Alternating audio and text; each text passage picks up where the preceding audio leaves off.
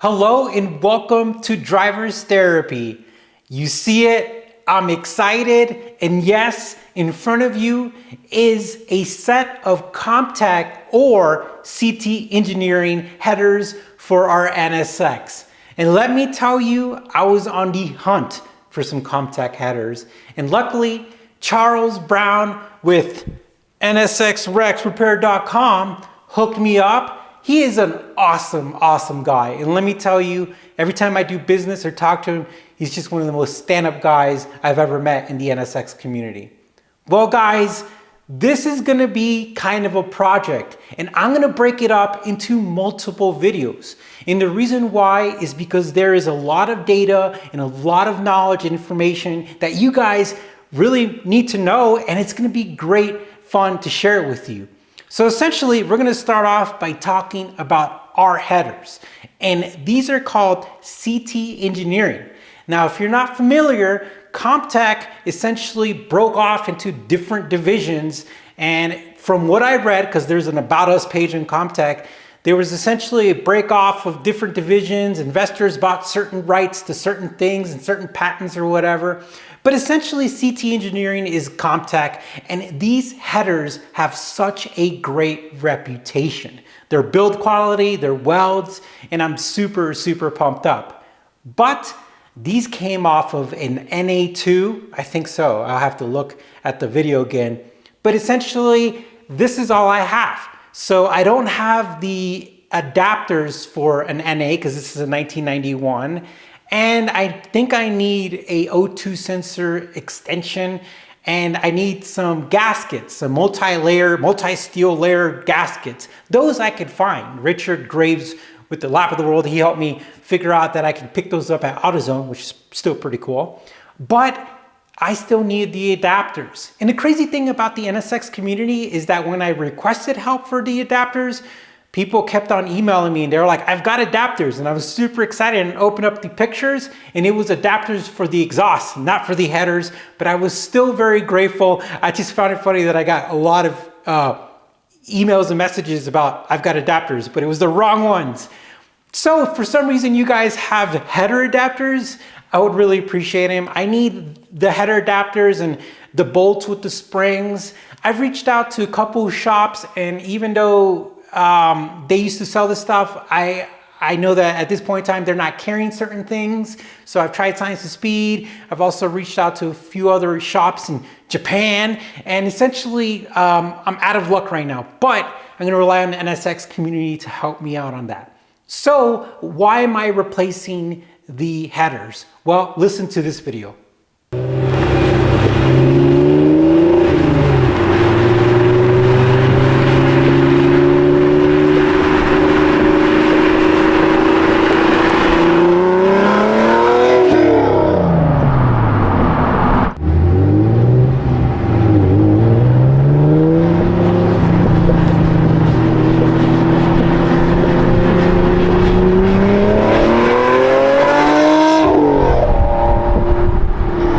Doesn't that sound amazing?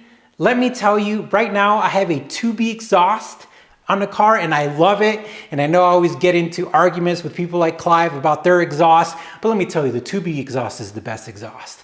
But I know for a fact that this is gonna be a game changer because the headers on the NSX for 1991 were essentially almost like just solid cast iron just headers. I mean, they did their job, they worked well, but when you switch out to aftermarket headers like this, not only do you save weight, but they flow better.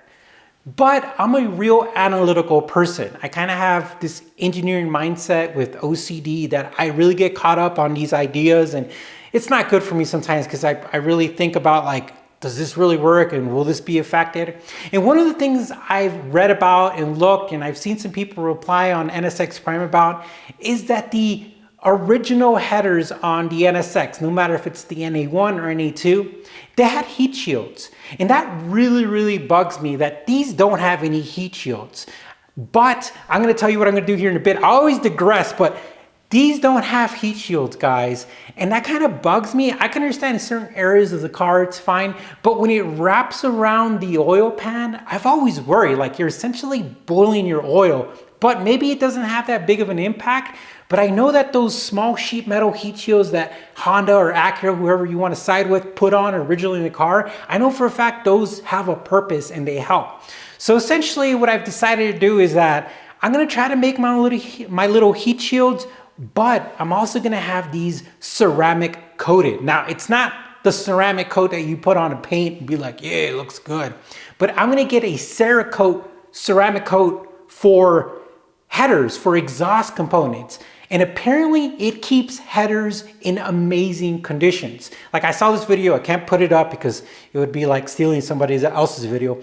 But essentially, like when you go through heat cycles, it really affects the welds and the metals. And when you put a Cerakote coat on it, like especially made for it, it really helps dissipate the heat. It really helps to keep the welds and the metal and everything in really good condition. So that's what we're going to be doing. And that's why this is going to be a multiple part series video, is because what we're going to do is we're going to drop this off with my friend Ryan at Pro Powder Coating in Grand Junction. He's going to be so mad at me because I always mess up the name, but he's awesome. That guy's so cool. And we're going to get those done. That's one of the first things we're going to do. So it's going to be epic. Look at it now. We're going to drop them off and look different. And then after that, we're going to try to source the missing parts. And then we're going to do an installation video, which is going to be epic. And hopefully Honda doesn't keep true to their nightmare stud bolts. Hopefully they don't break off. I'm going to PB blast them. I'm going to let them sit and hopefully they just come off like butter. But this is going to be really exciting.